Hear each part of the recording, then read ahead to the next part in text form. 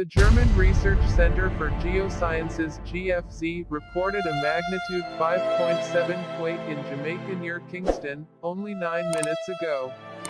The earthquake hit in the morning on Monday, October 30, 2023, at 10:57 a.m. local time at a shallow depth of 10 kilometers.